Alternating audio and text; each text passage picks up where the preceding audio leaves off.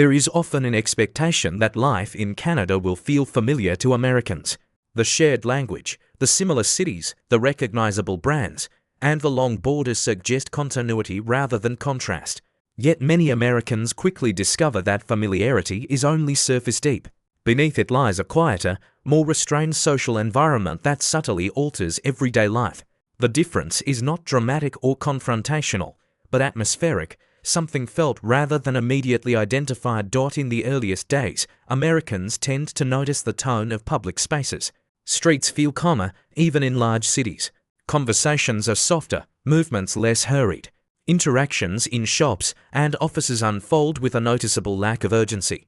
There is politeness, but it carries less performance and more routine. Smiles appear, but they are not always invitations.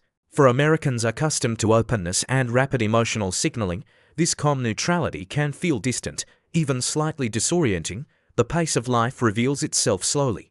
In Canada, efficiency exists, but it rarely announces itself loudly. Systems are designed to avoid friction rather than maximize speed.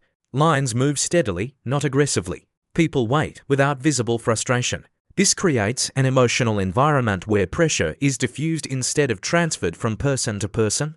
Americans often recognize that stress is handled privately, not broadcast socially. Social boundaries are another early contrast. In many situations, Canadians maintain a respectful emotional distance. Personal questions arrive later, if at all. Friendliness is present, but it unfolds gradually. Americans who are used to immediate warmth or expressive enthusiasm may initially interpret this as coldness. Over time, it becomes clear that restraint is a form of consideration rather than disinterest. Communication styles further reinforce this difference. Directness exists, but it is softened by context and caution. Disagreement is expressed carefully, often indirectly. Words are chosen to preserve harmony rather than assert dominance. In professional environments especially, Americans may sense fewer visible hierarchies, but also fewer overt affirmations. Praise is subtle. Criticism is quiet. Emotional neutrality is valued. Daily routines reflect a broader cultural mindset centered on balance.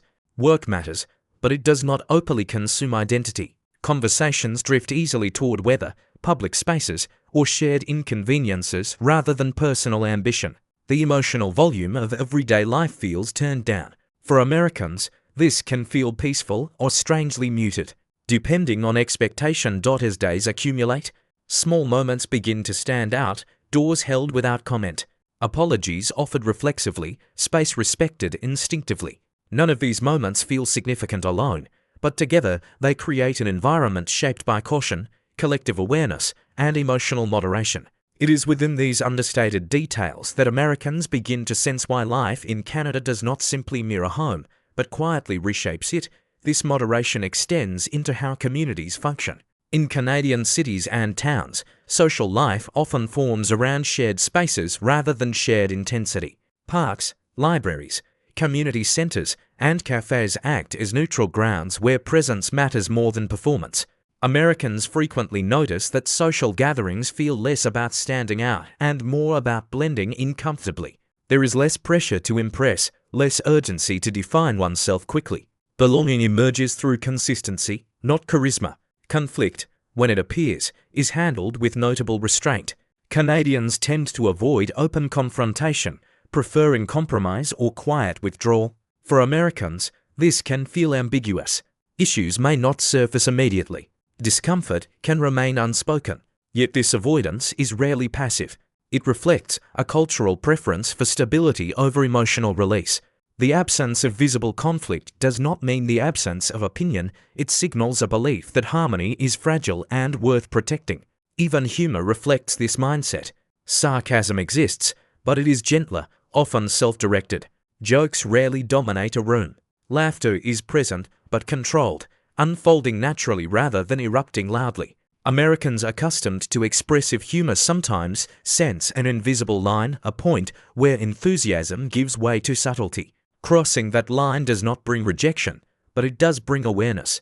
Workplace culture reinforces these patterns. Collaboration is emphasized, yet personal ambition is downplayed. Canadians often frame success collectively, crediting teams rather than individuals.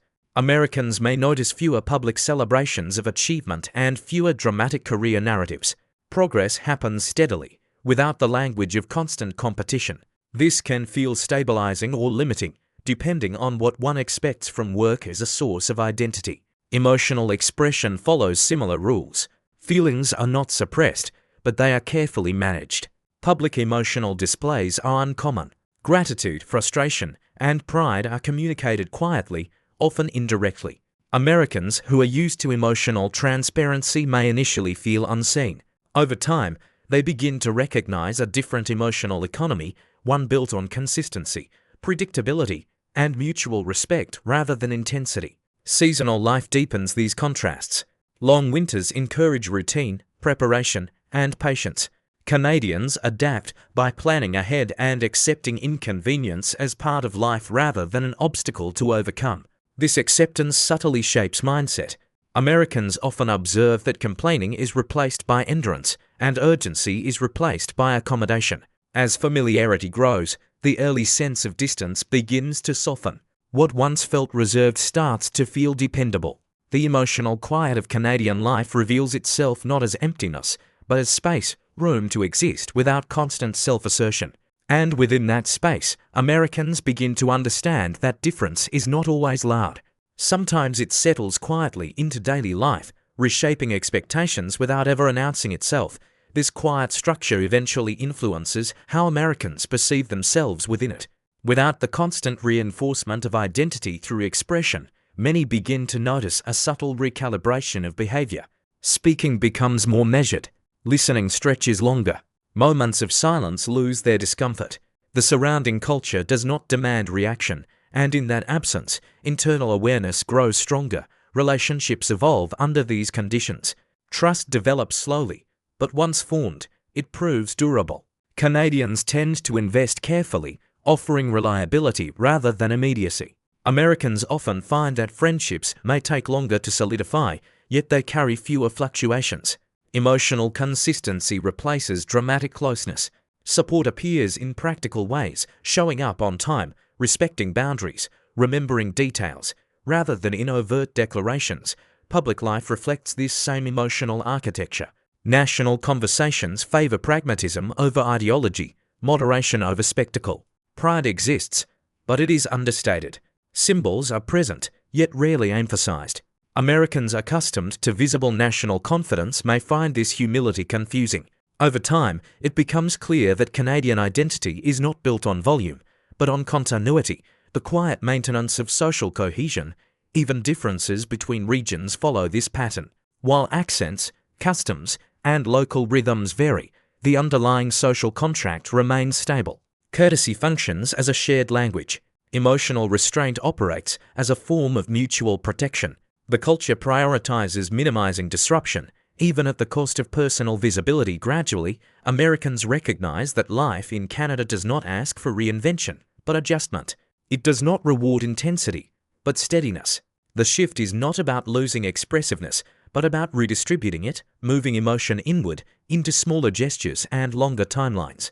What initially feels like distance becomes a different form of closeness, one that unfolds without urgency. In this environment, life feels less performative and more continuous. Days blend smoothly. Expectations soften. Identity feels less contested. For Americans, the difference is not marked by a single moment of realization, but by accumulation, the slow understanding that cultural contrast does not always arrive as shock. Sometimes it arrives as quiet alignment, settling gently into everyday life until difference no longer feels foreign, but simply present.